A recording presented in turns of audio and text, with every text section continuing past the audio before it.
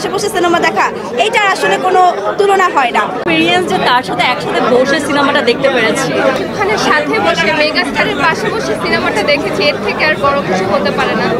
দরদ দেখবো আমারও প্ল্যান ছিল, বাট আমি যখন প্রথমে শুনতে পেলাম যে আমাদের মেগাস্টারের সাথে বসে তার সিনেমা দেখতে পারবো, এত বছর পর এরকম একটা সুযোগ কে মিস করতে চায়, তো প্ল্যান করেছি যে না এখানেই দেখবো, একসাথে সবাই দেখবো।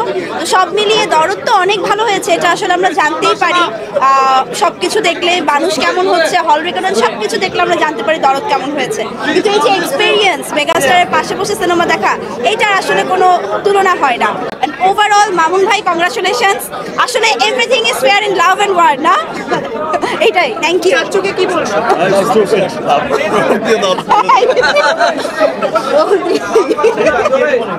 দরদ সিনেমাটা আমার কাছে খুবই দরদিয়া লেগেছে, একদম যেটাকে বলে যে আমাদের মনকে স্পর্শ করে যায়, আমাদের মনকে ছুঁয়ে যায়, আমার মনকে ছুঁয়ে গেছে।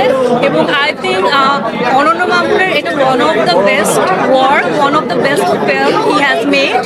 এবং আমাদের সবার প্রিয় মেগাস্টার শাকিব খানকে নিয়ে কি আর বলবো, সে বরাবর আমাদেরকে তার অসাধারণ পারফরমেন্স দিয়ে জাস্ট মনোমুগ্ধ করে দেয়। So it was a really great experience যে তার সাথে একসাথে বসে সিনেমাটা দেখতে পেরেছি। এবং আপনাদের সবাইকে রিমার্কের পক্ষ থেকে থ্যাংক ইউ আজকে আসার জন্য। ওখানে সাথে বসে মেগাস্টারের পাশে বসে সিনেমাটা দেখেছি, এর থেকে আর বড় কিছু হতে পারে না। আর দরদ এমন একটা সিনেমা যেটা দেখলাম, দরদ দেখে মনের মধ্যে আসলে দরদই আসে। Thank you. আমি আসলে অনেকদিন ধরে দেখতে প্ল্যান করছিলাম, বাট সময়ের অভাবে আসলে দেখতে পারিনি। But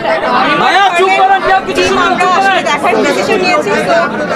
so good acting, location and Shakib ভাইয়ের কথা আলাদা করে কি বলবো, so good, super. Thank you.